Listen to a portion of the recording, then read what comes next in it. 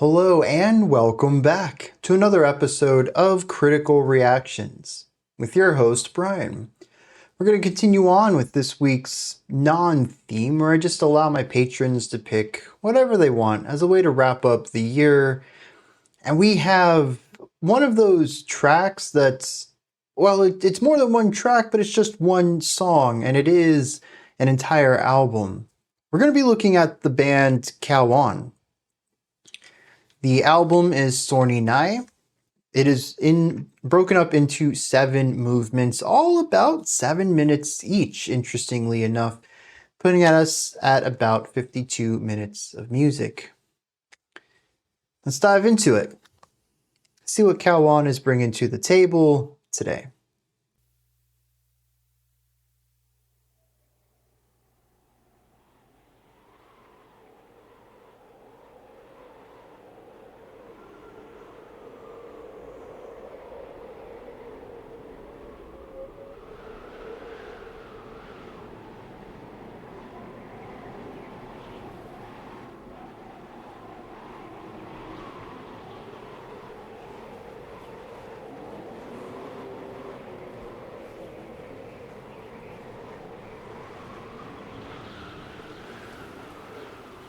Well, certainly the album art captures this feeling. Lots of wind, crunching of snow under the foot.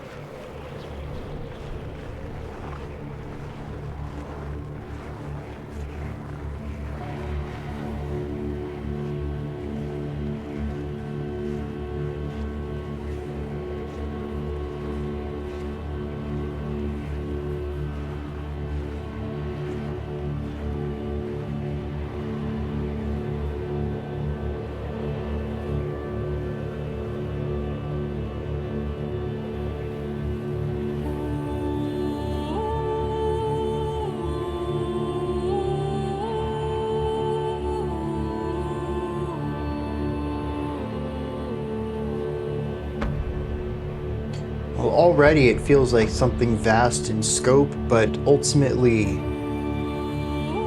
heavy.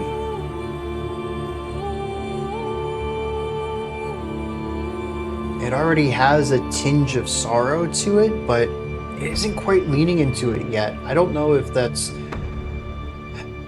foreshadowing or if it's just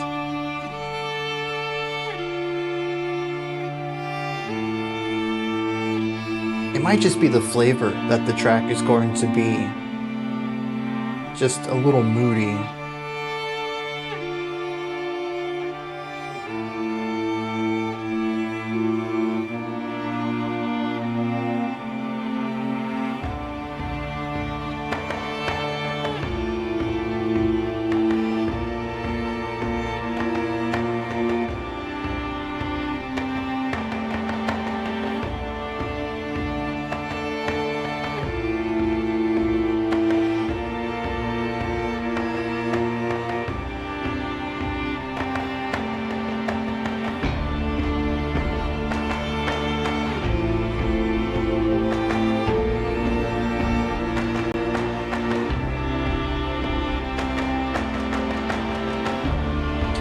Yeah, so we're in 5/4, but it's broken up into groups of 9 and 11, which does equal 20, is divisible into 4 bars of 5. But there is this cutting the first half short and making the second half feel extended.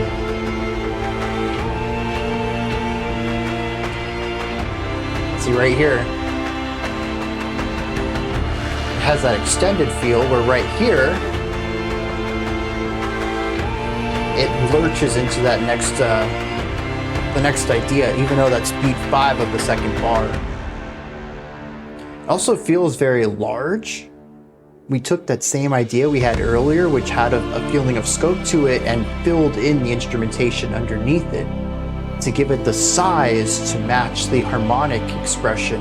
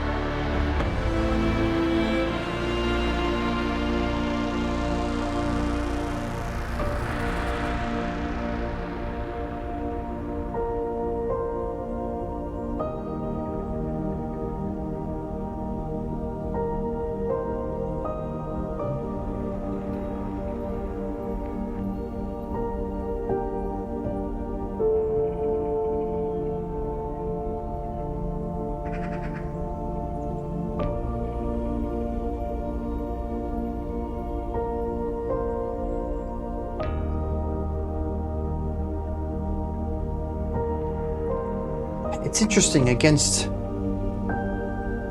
that size, almost an anxiety associated with the previous section. This is light.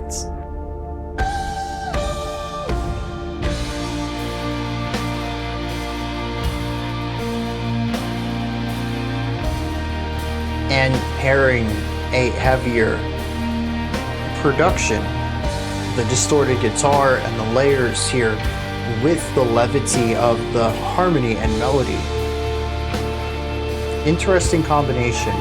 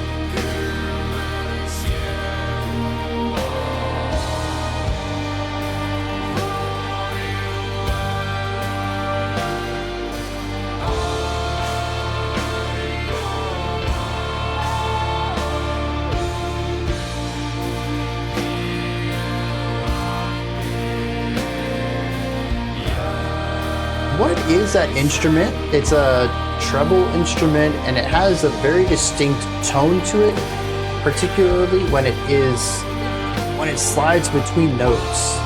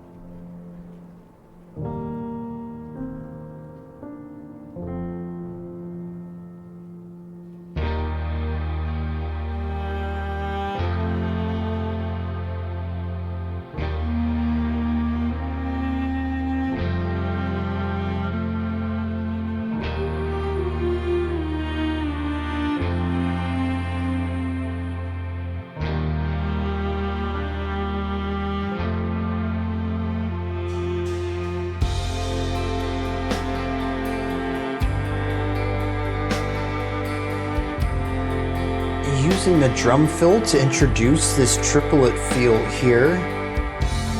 I still kind of feel it in 4. Look at that 1 2 3 1 2 3 1 2 3 1 2 3.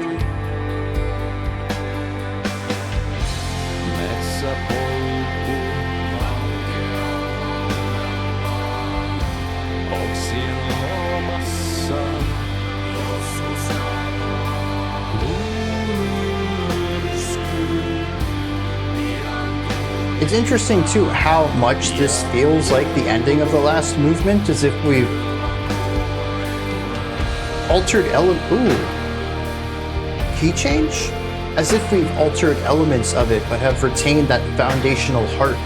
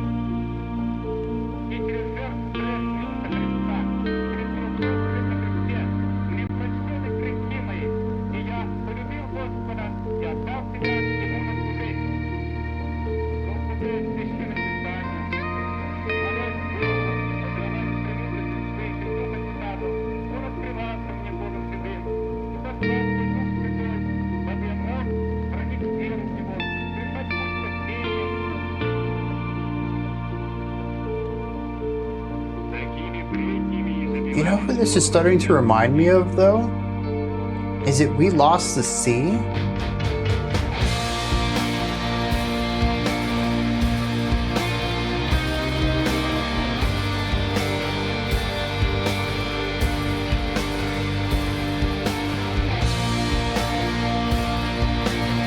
Yep, that's the group.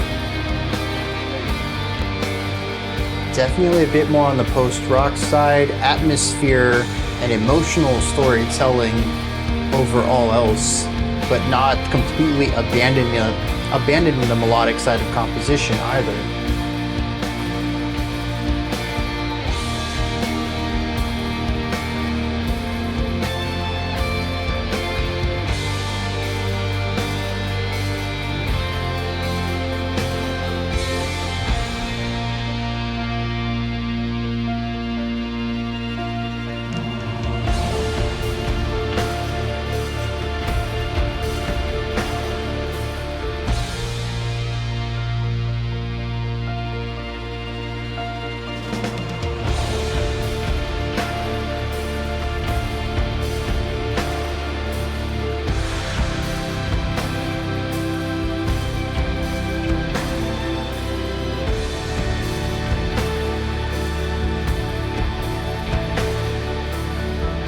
So, we have some nice arpeggiation happening over here occasionally on the piano.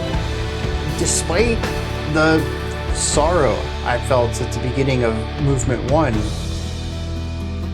this has really transformed into a rather uplifting track. As soon as I bring it up, yeah, throw in some tension, some dissonance. That's fine.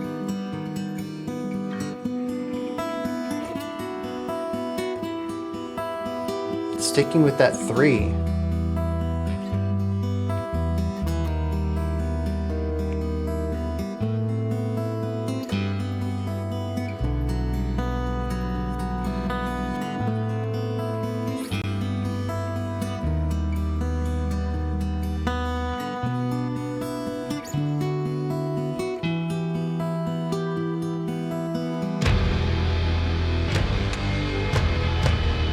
Okay.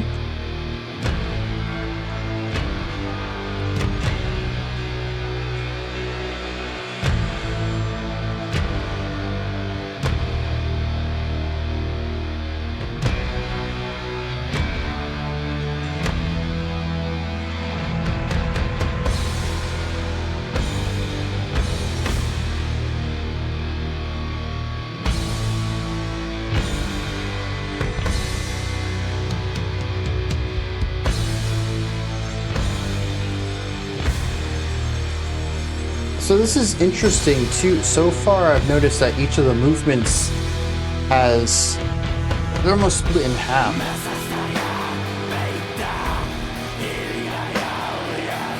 Okay.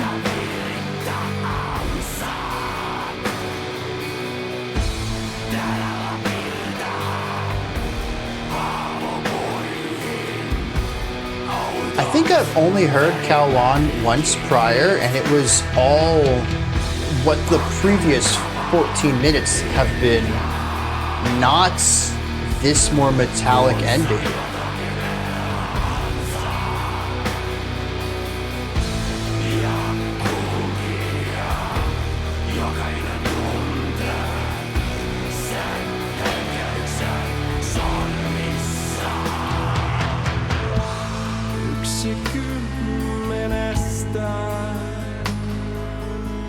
Sticking with the eerie though.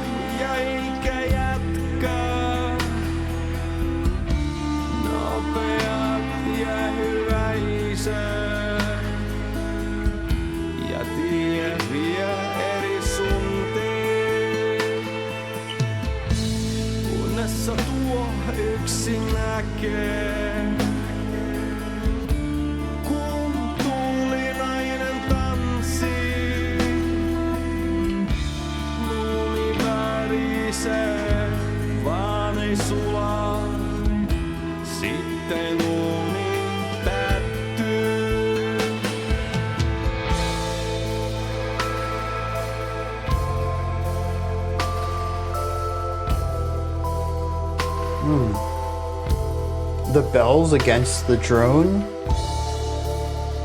That's nice. The drone also being a bit higher pitched, mostly cymbals here from the percussion, the crack of the snare, and then the higher pitched bell work. It's not completely devoid of low end, but it's a very different feel from the acoustic guitar of the previous section and the distorted guitar and growling of the end of movement 2.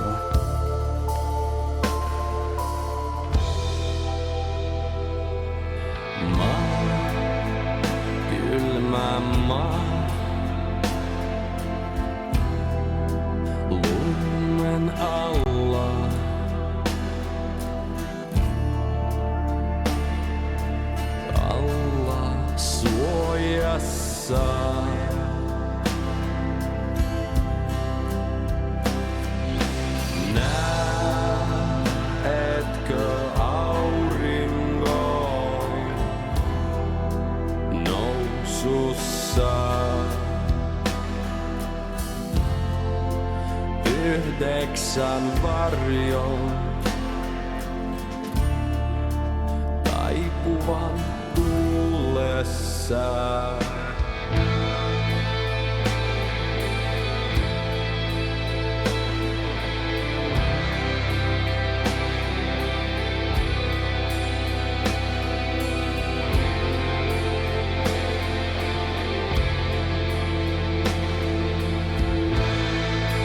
There's certainly a heaviness that's returned back to the track, not production-wise, harmonically though. This is beginning to remind me of the opening.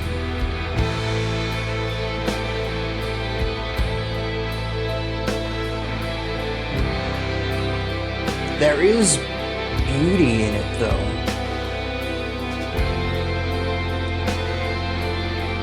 I mean, kind of going with the snowy visuals. It's like the beauty of a snowstorm. You know it's destructive power, you know that people can lose their lives in one, but it doesn't remove the beauty of the white flurry.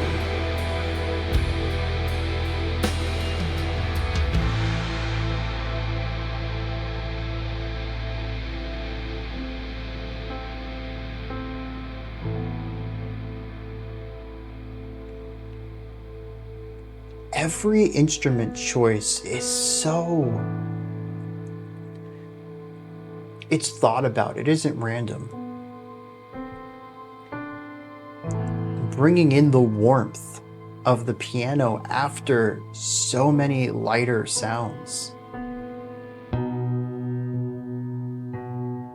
And even here choosing to go without. Okay. Without the electronic drone or without string drone, but we are droning on the piano.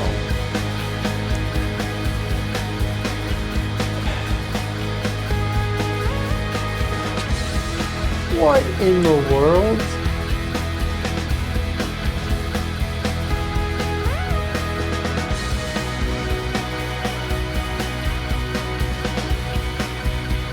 Oh, I'm not liking that chirping back there though.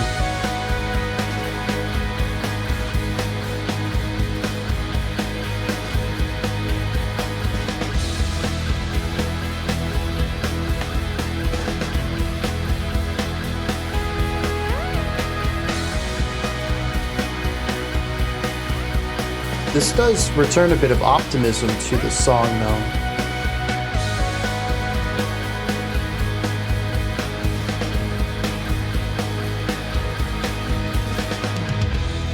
It's also energetic.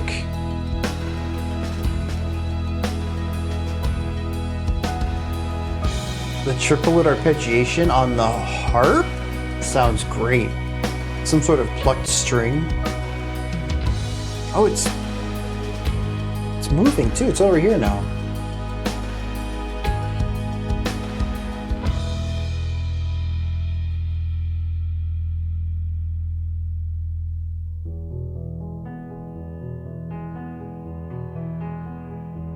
It's one of the few, if only, parts of this that we've heard come down to pretty much nothing. I think we had a beat of silence or near silence there, where all the other transitions have more fluidly moved from one idea to the next.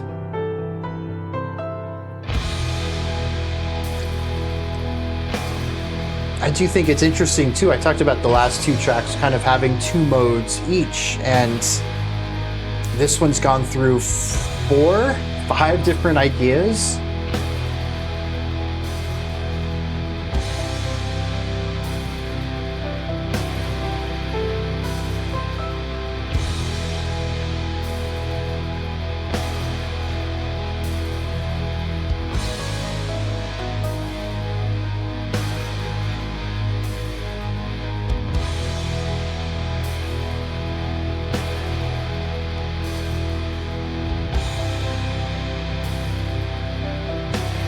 It's interesting because the guitars give me the sighs, right? But the piano tells me wonder.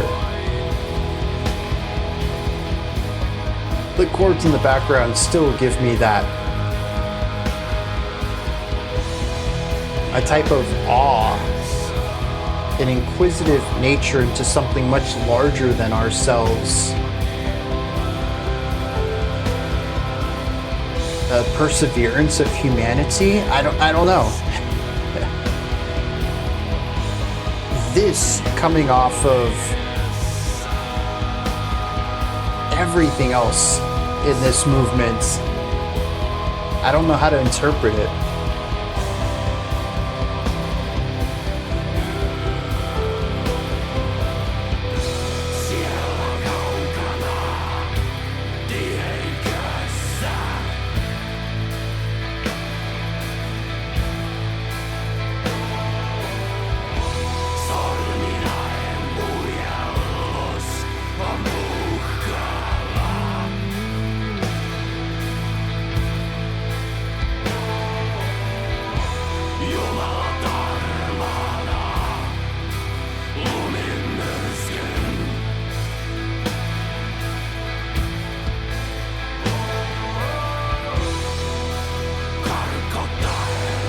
It's interesting, despite the lack of triplets, I still feel them at the end of phrases.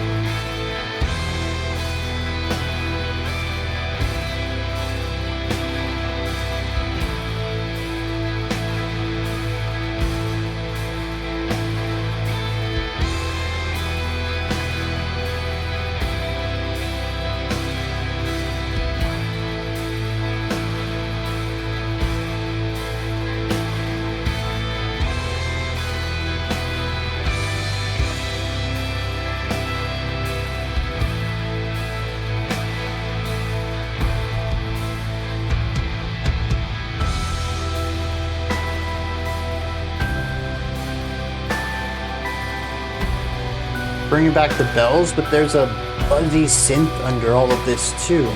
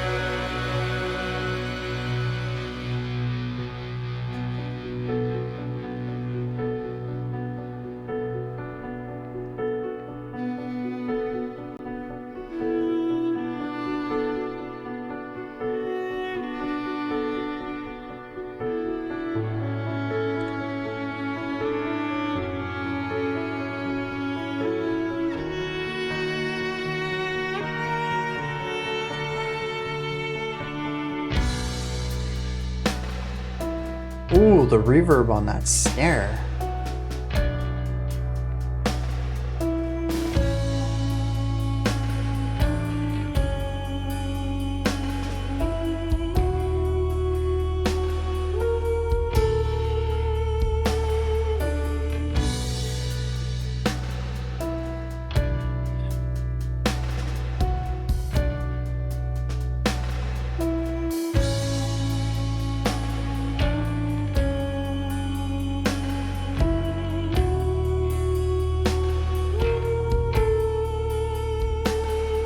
It was at the third chord.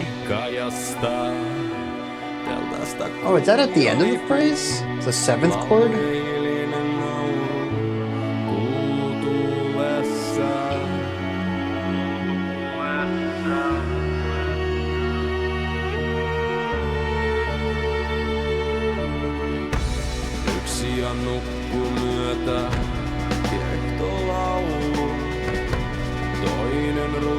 Päiväkirja, viimeisen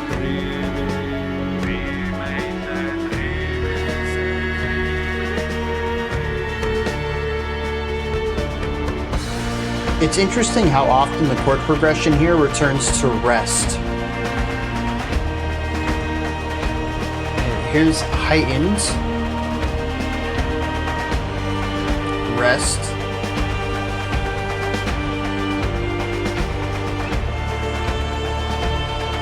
okay, so it's not the same progression we were just in then. So this goes back and forth between rest and heightened. The last section, though, we frequently return to rest as if it was sort of a lull within this adventure.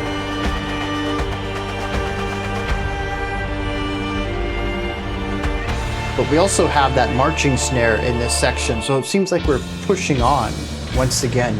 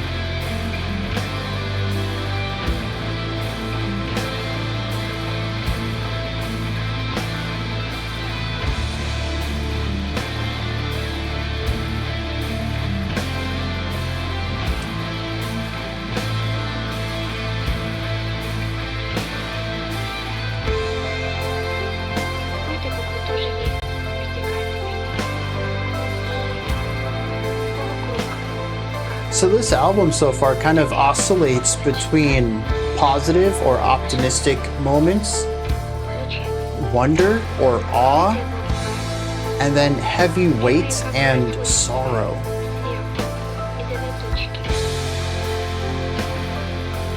We do have an occasional moment of rest, which isn't exploring any of those three, but not exploring anything else either. But most of this has been comprised of those three moods, and sometimes combining them.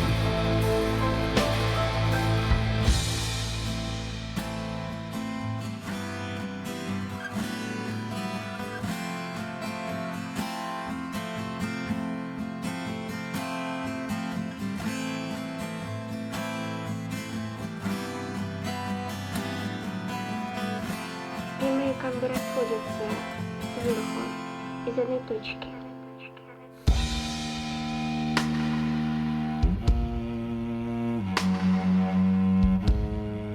I'm quite curious what was said there, because that jumped us into this another section with huge reverb, but cello led?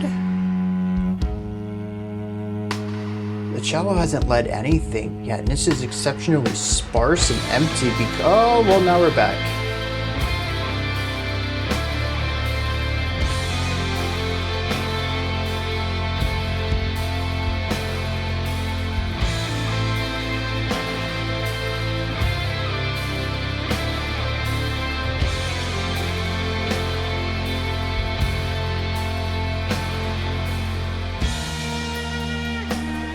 Actually, there's a lot of movement. 4 sections, 4 ideas, and 80 seconds. That's quite fast for this album.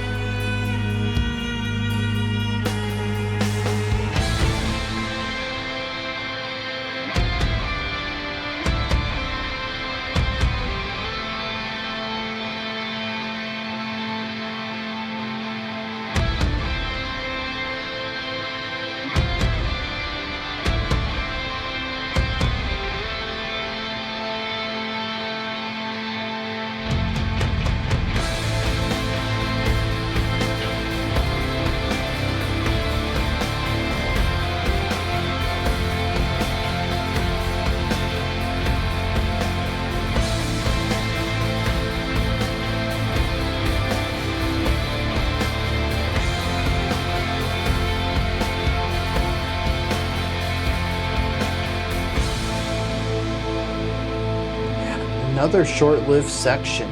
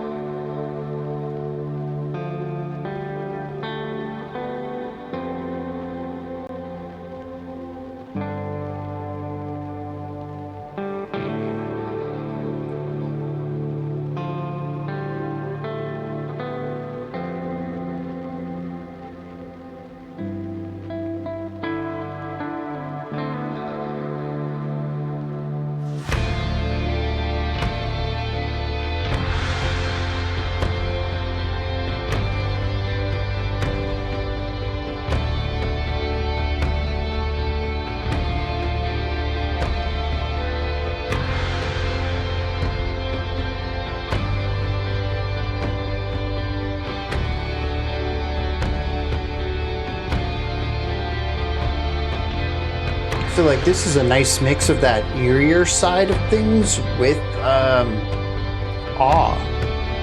There's a little reverence in here, but a danger too. I like the idea of working with a small palette and combining ideas rather than working with a lot of unique ideas.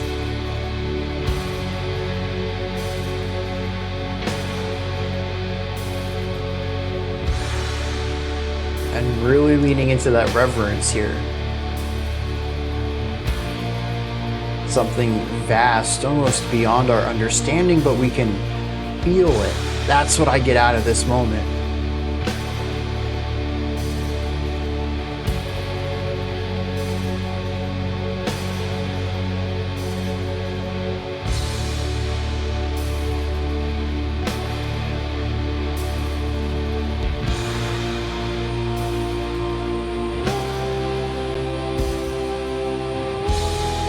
Ooh, not where I thought it was going, actually.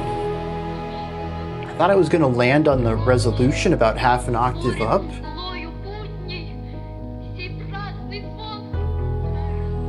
Instead, it gives us a bit of half resolution.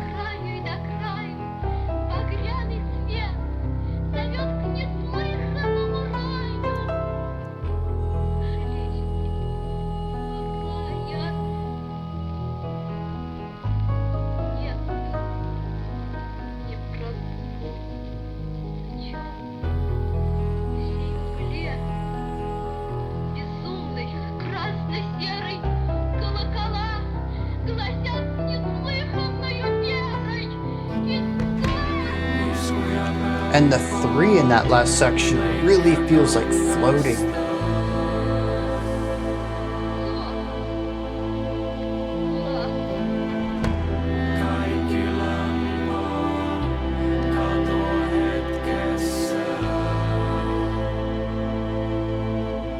The octave harmonies here are a very specific choice as well, because despite being different notes, it feels unified. They are all singing one note, just different pitches of that note.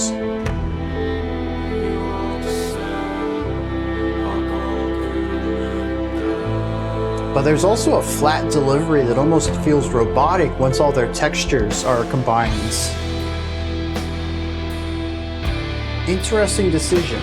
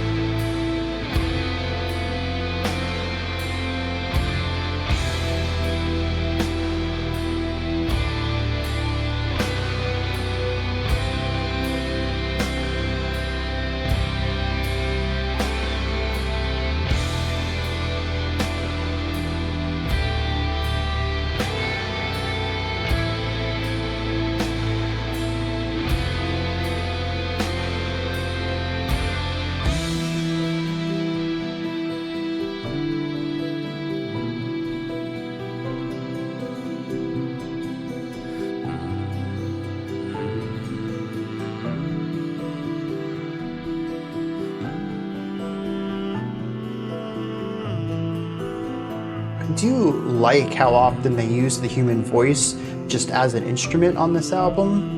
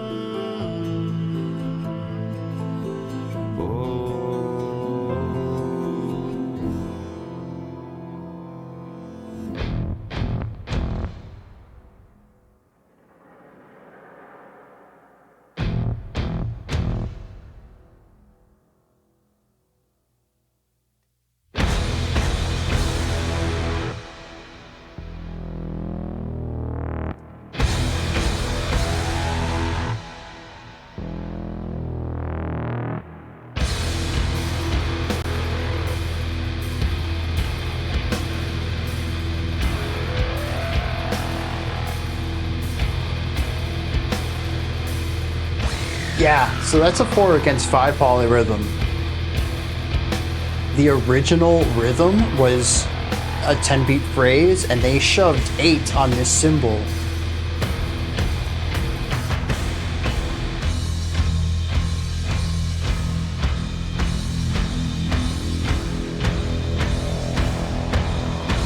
Dang.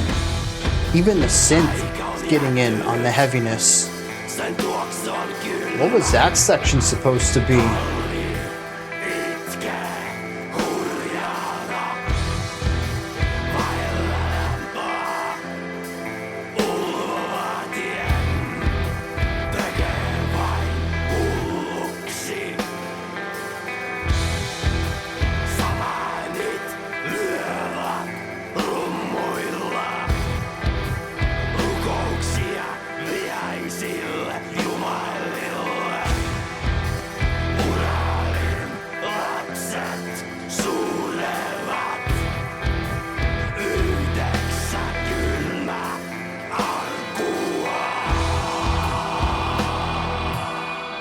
An overall heavy section here.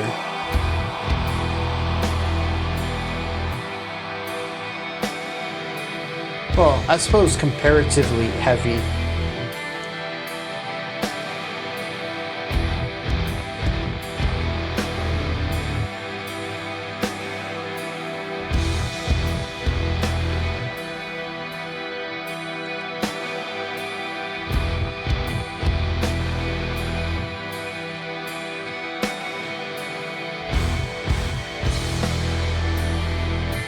It's also kind of a static moment here as well, but not being restful like some of the others. Just energy going forward, just not making any progress though.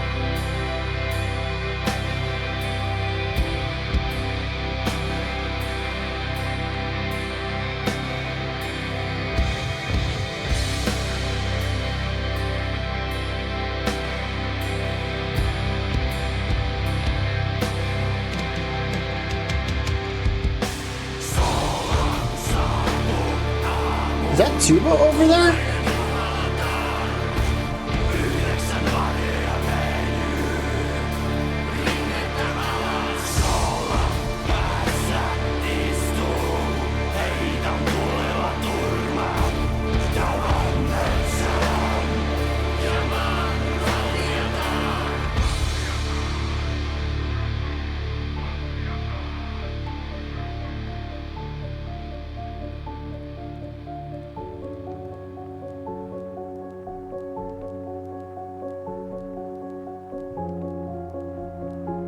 Bringing in a bit of tension again.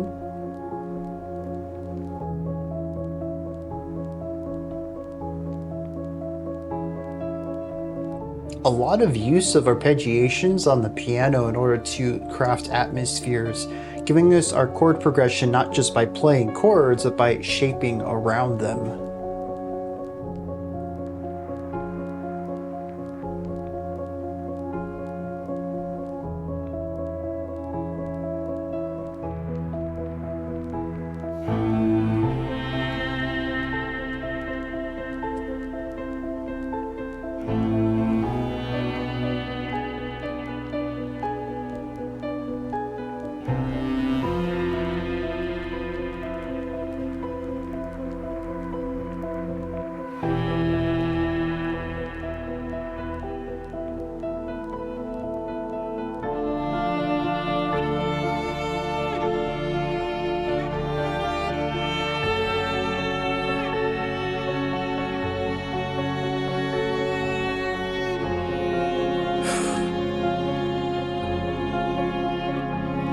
They're certainly returning to those darker sounds, sometimes eerie, sometimes mysterious, just sometimes heavy, emotional heaviness.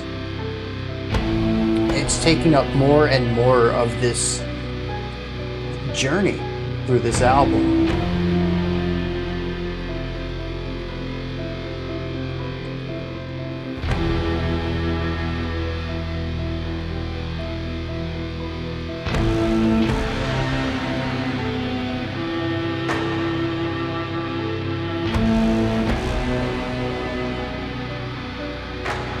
There's the clap.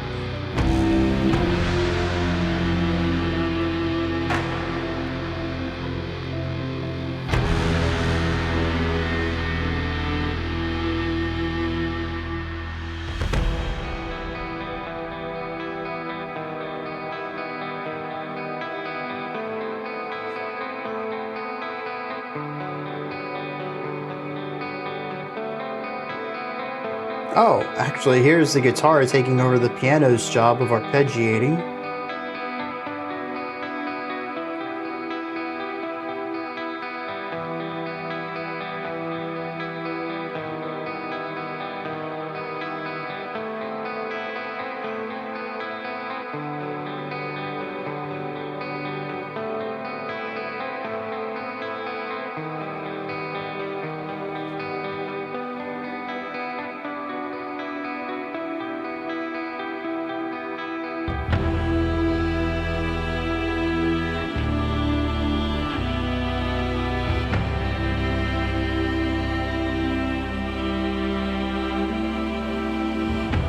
Yeah, a bit of warmth here that feels like being picked up, along with the rising melodic crescendo.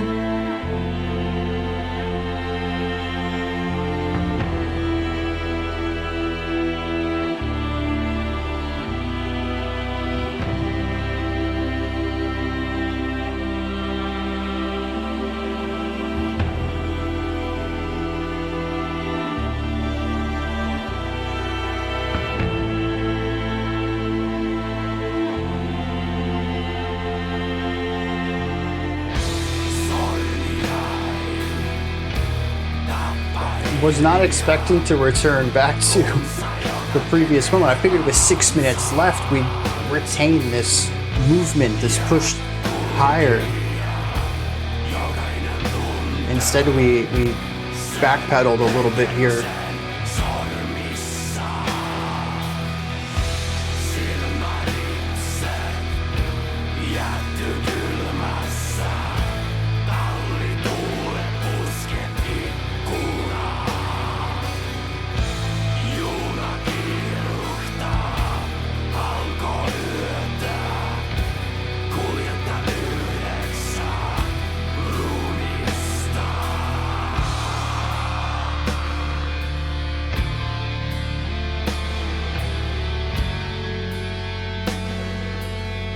This is the first time we've heard guitar duet through harmony, right? This reminds me of doom metal or even black metal in a way that none of this album really has.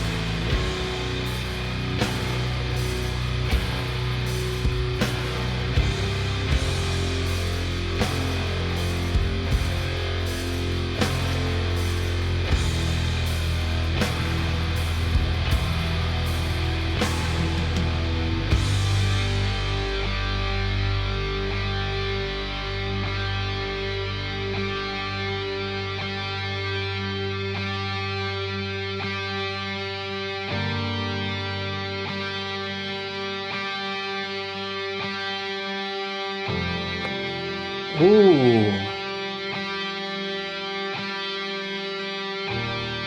Yeah, dude, this is, well, the guitar aside, the piano is certainly lost.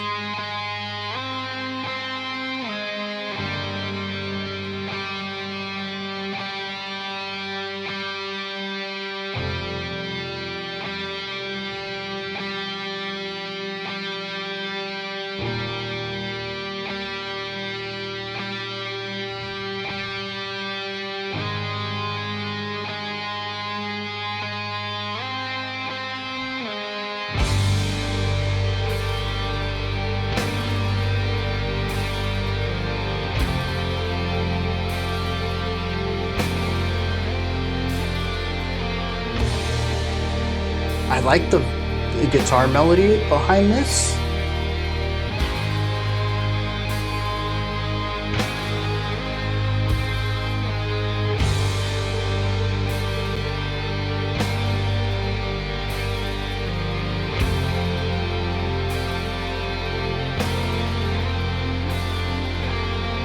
Not just lost, acceptance.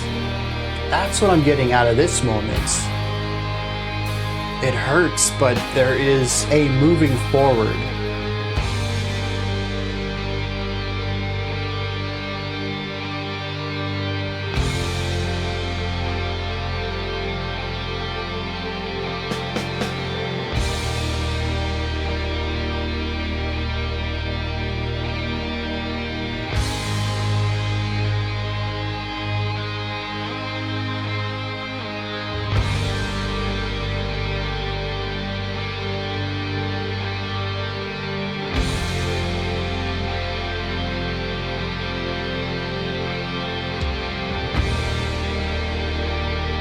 You know, I haven't really felt that too many sections have been dragged on too long.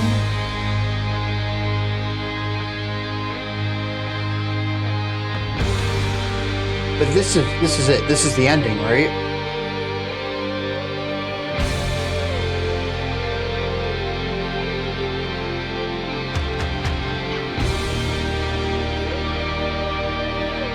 I like that.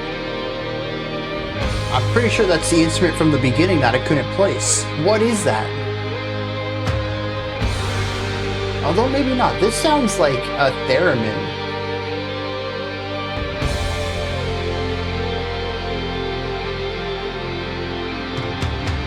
The instrument at the beginning was definitely a picked string. This feels very fluid. I don't think it is actually.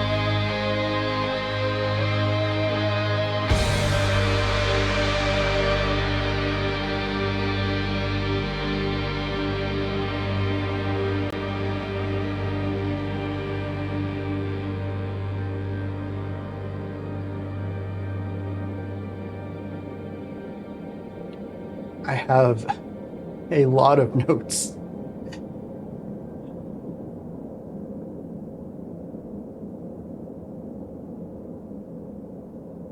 And it ends kind of like how we started, with field recording of a storm, but this one is receding. Storm is getting further away rather than coming on. All right.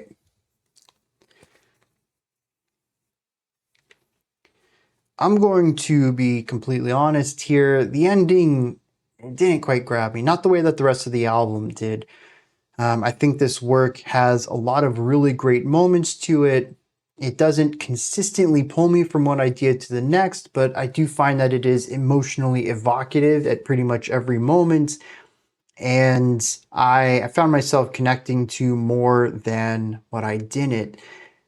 However, I don't fully understand it, and I think this is something where multiple listens and understanding the lyrics, the general story that it's trying to tell, the narrative, it's all going to come together and improve subsequent listens on it. This is, after all, 52 minutes of music, and I can feel that there's some greatness here. I just didn't pick up on all of it the first time through, which is, it's probably to be expected of something a bit more progressive like this and a bit more of a slow burn. But like I said, beyond that, there's also the lyrical side of things that I don't even know what language it is. It's not English, that's for sure. So there is no way I was going to pick up on all of that. But I do think that they do a phenomenal job of crafting out atmospheres and really evoking feelings and injecting emotions into moments. And I think the first thing that really stands out to me in this regard and what makes this so good is the intentionality of timbre. That is to say that I think at pretty much every moment of this track, the instrument selection is impeccable. There really isn't a better way for them within this group of instruments. Obviously, the world has millions of instruments to choose from, and the electronic side of things gives you a near infinite level. Could there have been better decisions on some of these? Sure, maybe. There's always a better decision. But I think within keeping their soundscape a bit more restrained and sticking with what they have in this album, every single choice made sense to me. And the nice thing is, in the past, I've talked about one of the things that I really enjoy about larger ensembles is the timbre variation. That, if in a regular rock band, if you tell your bass players aren't going to be playing for 8 bars, you just kind of lose all your low end in that section. Where in an orchestra, if you exclude your tubas, you still have your cellos, you have your bassier woodwinds. You might even have pitched bass drums or timpani to help fill that in on the percussion side of things. There's always instruments that can fill in the role with a different flavor. And I think this album is a really good showcase, particularly maybe even to metal and post-metal fans, of why that's so important. Just listening to a section have a bit of a brighter low-end presence, or maybe even a diminished low-end presence, something a bit on the lighter side of things.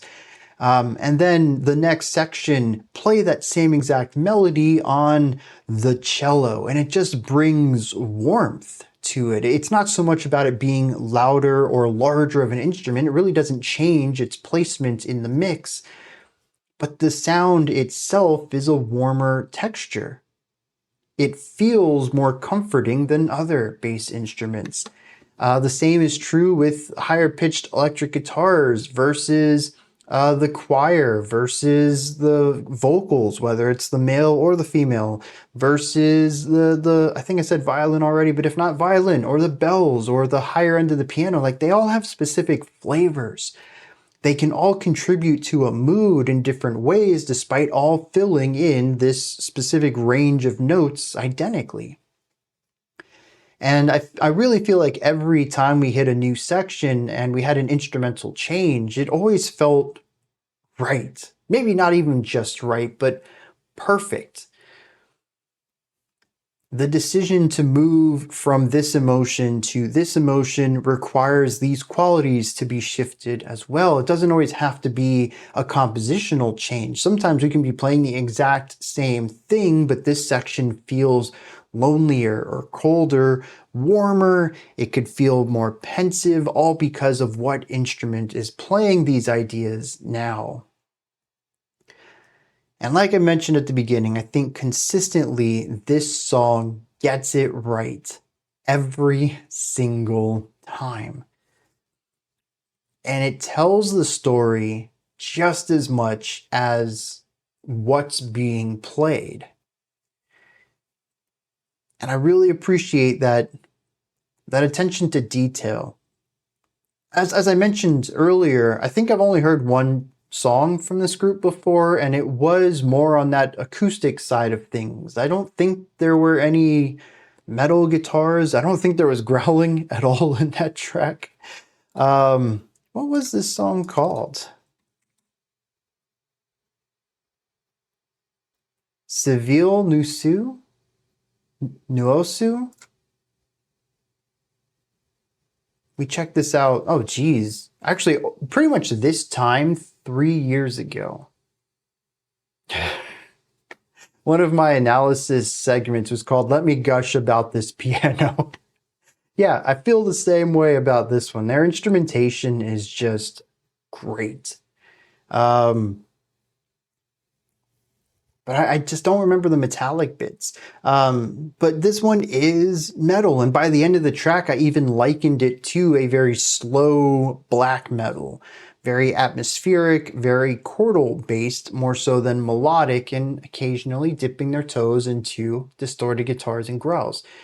But I think for a metal adjacent group, I find this to be some of the best timbre choices that I've heard. And while I don't know if I'd classify them as a metal group, they are metal adjacent, and you just don't get this kind of nuanced dedication to timbre choice in other metal acts. Not often, anyways. I'm sure there's some out there, and I've even praised some in the past. I'm sure I just can't think of any off the top of my head. But it is what stands out to me on this. It's just phenomenal.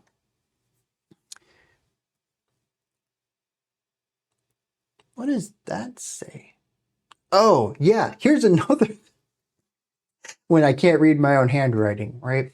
Here's something that kind of pairs off that really well is the inclusion of the human voice.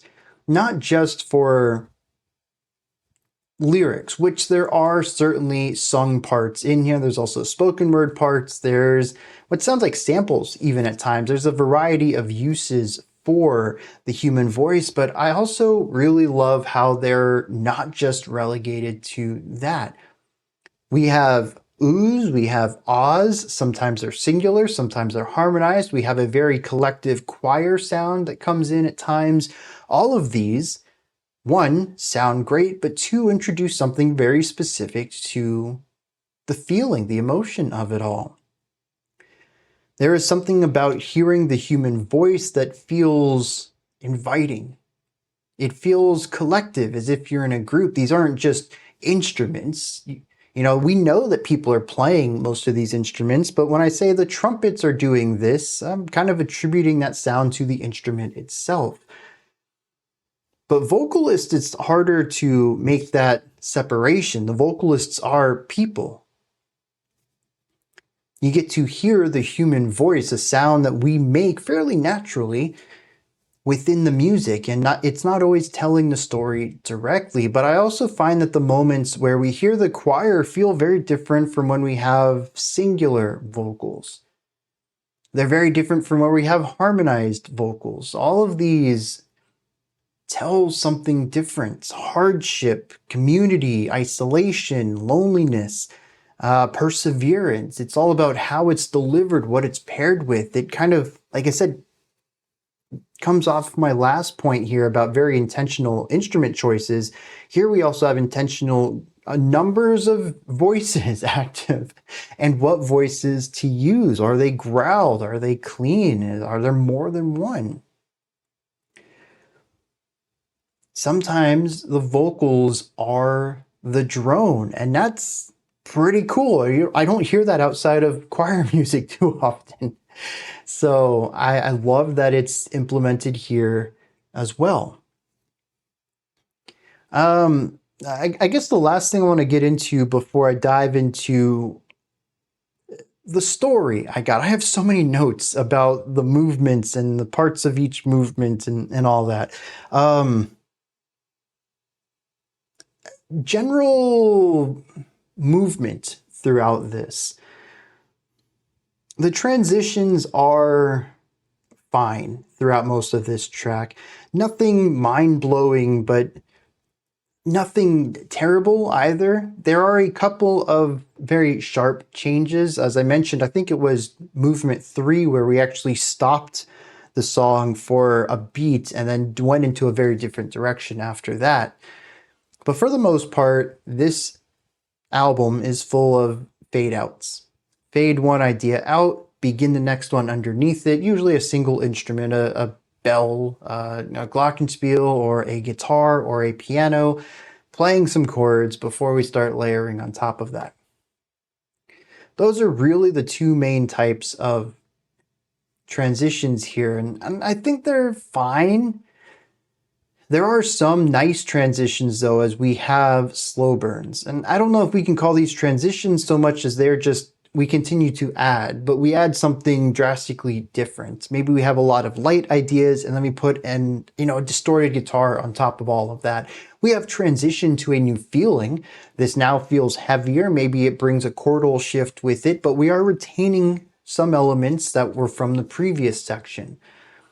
More of an evolution than a transition, but still a shift from one state to another. And a much more drastic idea than, say, a post-rock slow burn, where we're just adding more and more parts of a whole.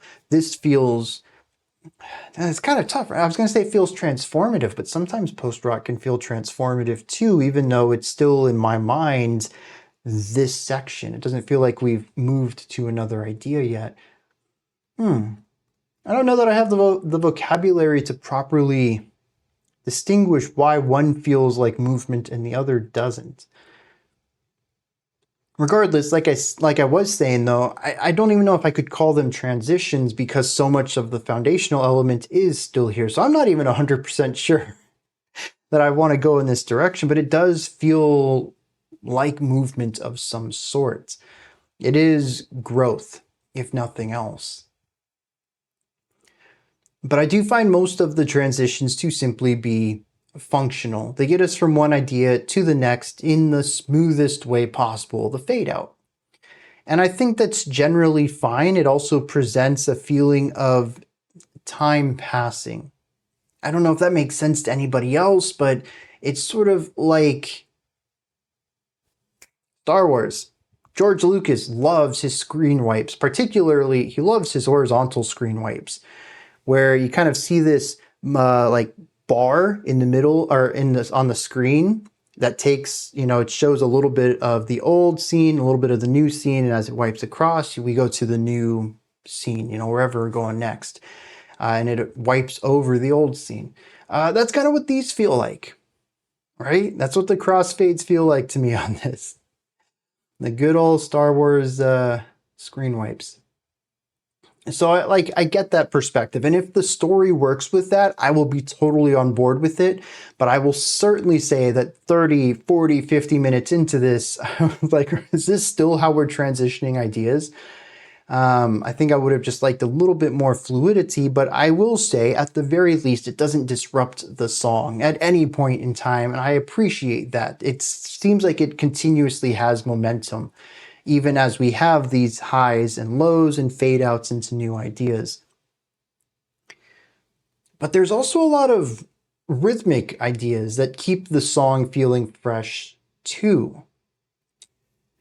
Most of this track, most of this album is in groups of 4. We're looking at 4/4 time signatures, usually in 4-bar phrases. A lot of it is made up of this, but it also gets playful too. We have a lot of triplet feels in here, which means that you can feel it in 3. And actually, if you listen to most of the instruments, you're going to get like a 1, 2, 3, 1, 2, 3, 1, 2, 3. But honestly, that's just 3 notes per beat. So you get that 1, 2, 3, 2, 2, 3, 3, 2, 3, 4, 2, 3, 1, 2, 3, 4. And there's your 4, 4. It's a bit on the slower side, but typically I would feel these moments in 4 with a triplet feel. But there are some sections that heavily emphasize the 3, some that certainly lean into 12-beat phrases. And then we also have that really interesting one at the beginning of this track that was in 5. I think we kicked the song off with that, didn't we? It was a 20-beat phrase, 4 bars of 5, but it's broken up into 9 beats and 11 beats, creating this asymmetric feel to it as we lurch forward at the end of the first half and feel like we're extending at the end of the second half. We're ready to move on, but we can't. We're stuck here for an extra moment. 5 actually appears quite a few times in this album, but I found one part that I really loved was in track 5 when we had the 4 against 5 polyrhythm, putting 5 beats within a 4/4. Usually the 5 beats came from the guitars, the 4/4 came from the drums, and so for each bar, we would have it subdivided into 5 hits for the guitar and 4 hits for the drums. And this created a very cool polyrhythmic feel that I absolutely love, that creates a lot of weight and friction and clashing moments at that point. I also think that was the heaviest part of the album and certainly created a weight, a crushing element, something that felt overwhelming and exclusive to that movement. But alongside the meter elements, there's also the tempo of this track, which is consistently on the slower side.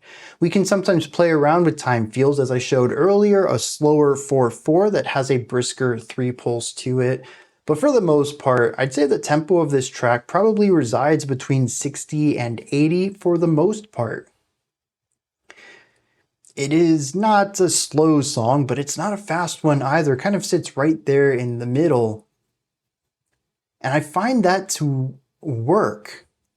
Even in the more intense sections, the tempo is slower. It feels like there is no chase or excitement or bursts of sprinting to it. It is at a consistent pace constantly.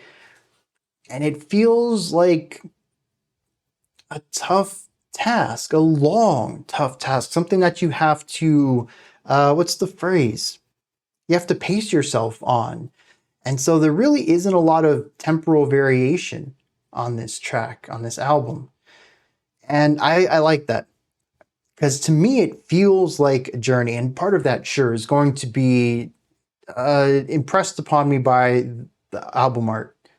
Maybe we get into the lyrics and it's not that at all, but my experience first time through with this feels like an arduous journey.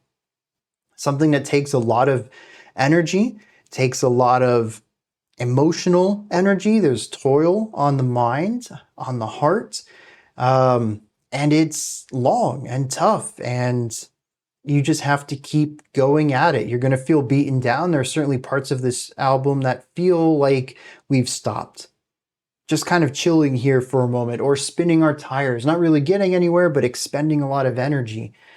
But there's always this idea of one foot in front of the other. You just need to keep going. And I think keeping the tempo generally similar throughout allows it to feel like this almost ever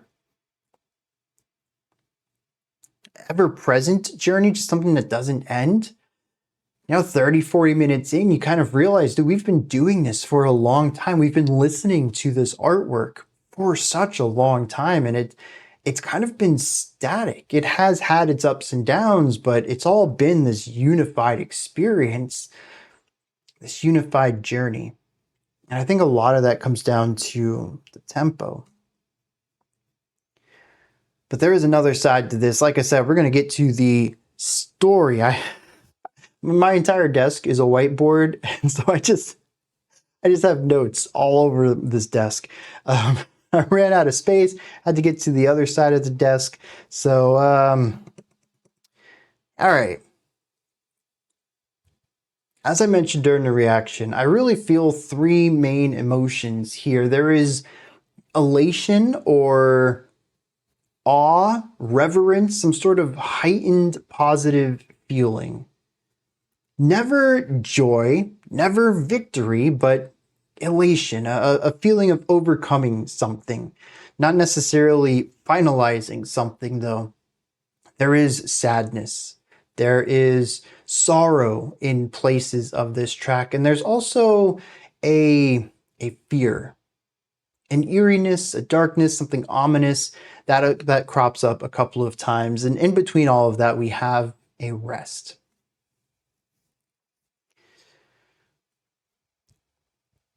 And so much of this album can be viewed as those three ideas and how they overlap. Sometimes just getting one of them, sometimes getting two of them, sometimes smashing all three together, and occasionally exploring none of them, just giving the listener and presumably also the journey itself a moment to breathe. I don't know the exact narrative or story for this album. It is massive. It goes through a lot of ideas, and while I did find it interesting that for movements 1 and 2, I said, oh, it's really big, sorrowful, but it brings in some positivity at the end. And then track 2 runs with that positivity, but then introduces danger and tension, and we hear metal for the first time. That's pretty clear. I think tracks 1 and 2 embody that duality. From then on, every single note that I took on a movement grew and grew in length. They became more complex over time. I think it was it movement 5 or movement 6 that we went through 4 or 5 ideas within the first minute? We were looking at 4 to 5 minute ideas within the first 20 minutes of the album, and in the back half, we're moving through ideas so quickly, and I even had to stop taking notes on every single change because I would have just ended up writing out an entire description of each of the tracks at that point. But I do love how all of it changes and manipulates and alters. I mean, even the sheer idea that we more rapidly move through ideas as we get further into this journey makes sense. From a narrative standpoint, just looking at stories, your first act is going to be slower than your second or third act. But even on journeys, real journeys you go on that aren't scripted, the beginning tends to be easier. You still have energy, you still have optimism, it's still fresh. You're in the honeymoon phase of your long task. It's when you get to the middle and the end that you are getting burnt out on this, physically, mentally, maybe even emotionally, depending on what the task is. And beyond that, the task is becoming more difficult, more nuanced. There's more things to do about it. I mean, I can't say that I've gone on any long journeys in my life that I've really been in charge of, but even just putting music together, this is always how it goes. It's fun at the start and aggravating at the end by the time that you're trying to wrap everything up and put the finishing touches on everything and doing your mixing and your production. And it's so easy to get fed up with the end of a journey, of a project, of anything. And I feel that in this track, in this album. There's ups and downs, but they get more frantic as we get through it. And I think that's what I really love about the final track being static. I had mentioned at the end of the reaction that the album didn't really feel like it was too long in many places. I think part of this is that once they started to get what they were doing, they started ramping things up too. But here at the end, I sort of alluded to the fact that maybe this was getting a bit long for me. And honestly, pretty much the entirety of the final 6 minutes is one idea. We have a little introduction that comes in off of the end of track 6, and the ending does incorporate the field recordings to tie it into the beginning of the album. So there's like a minute or so that we can kind of pull out of that, but still we're looking at 5.5 minutes of one idea. We haven't done this since the beginning of the album. But this does, to me at least, feel like an ending. So much of this has twists and turns. You never really know where it's going. Rising and falling action, shifting emotional atmospheres, instruments coming in and then leaving moments later as another instrument fills their spot. It becomes a wild ride to be on, and then the ride's over. And you're just kind of left with these final moments. Like at the end of a roller coaster, as you're still in the seat and you're coming slowly around the final bend into the loading zone so you can get off the roller coaster. There's nothing else to do here as far as excitement goes, but you're still in the seat, you're still strapped in, and your adrenaline is now coming down. You're kind of left with all of the highs, the memory of it all, but no new excitement presently. And it's always a mixed feeling. I'm really enjoying it, but it's also over now. I do think that there is more melancholy in this final track, though, that may lead to the idea that the journey was, or the project, whatever is being talked about here, was unsuccessful. It's always been there at the edge of this entire experience is a weight, a darkness, an eeriness, a melancholy. I mentioned at the very beginning, is this foreshadowing? I have no idea. But I think the track ending this way after starting kind of similarly brings it full circle. Just kind of curious what it's supposed to mean, or at least what they intended for it to mean, because it does not end this journey on something victorious of having finally completed it. We can put that notch in our belt. We can go on talking about how we conquered this thing. No, this feels more downtrodden than that. Which does make it feel a bit anticlimactic, but also possibly very real too. Not every journey sees the end. Not every person on a journey sees the end. Yeah, you know what I mean. Wow, 30 minutes of chatting on this one. That's not too bad, I don't think. Is there anything else I wanted to bring up in particular over here?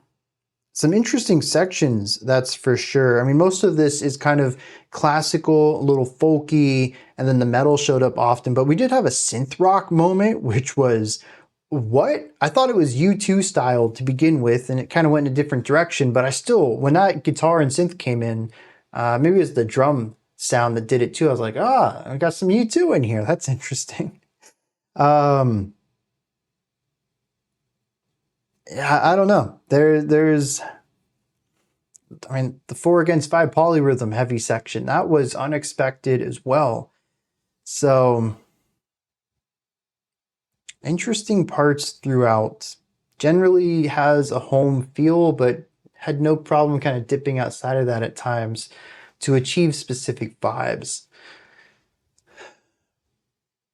Let's hit some lyrics on this. Well, I got some of this. It is about a journey, about 10 travelers through a snowstorm, which I picked up mostly from the music, but also the snow trek journey thing was influenced from the album artwork. It starts off with the spoken word at the end of track 1, eyelashes bitten by frost, the wind of winter beating against the window, a train is rushing, slicing through the night as it's at its rear the echo of songs. Chanted by 10 souls, they move toward the mountains, through the frostbitten lands, traveling along forgotten, impossible pathways. So we have this idea of 10 people going through these difficult areas. And the second track is about hunters trying to find food and avoid death for the group. It talks about them making traps and drawing blades, but that frost is killing silently. I really like that phrase, the idea that the winter, the chill itself has intentions and is antagonistic to this group of people, not the apathetic idea of harsh winter, but the anger that the frost kills. The third track then is about the loss of one person. It says 1 in 10 get sick and won't continue. There are quick farewells and the road leads to different directions. 1 stays, the other 9 continue. It says the sun goes to sleep and 9 figures go to sleep as the snowstorm celebrates the following night. This idea of the snowstorm celebrating continues to personify this as a battle between the travelers and the hazards of the elements. This isn't just these people having a journey, it's them battling winter itself. And the snowstorm celebrates taking 1 of the 10 down that day. The next one talks about the blizzard getting worse, the travelers taking a moment of pause. This was movement 4, and I wonder if this was the track that had... It is! I mentioned, I wrote anyways, light instrumentation into a lull, into the marching that led into a metal riff. And maybe that's what that all was supposed to represent, was a blizzard causing their journey to pause for a moment, for them to sit still and, what is it called? It just wait it out. There we go. That's the phrase, to wait out this blizzard. And then when it passed, that would be when the marching drums come in and it's time to continue the march. However, we see that there is darkness, warmth disappearing, there's only screams and freezing. This is in movement 5, and movement 6 talks about there being 9 cold coffins. It wraps up with the golden goddess of the morning arrives at the pass. 9 shadows stretch down the slope. At the head of the pass sits their future disaster, mistress of this forest and land, talking about how these 9 don't make it here. And our final track, the one that is most static, captures a little line from all of the other tracks and kind of wraps everything up, stating that the raven kills silently when it traps something living and every traveler feels its breath on their fingers. The eyelashes freeze in the cold, the winter wind pushes the window, the train rushes, cutting through the night, carrying 9 bodies. We kind of bring everything full circle, just like musically we bring everything full circle, bringing the energy down and then eventually wrapping up the album with the return to the sound of snow, harsh winter.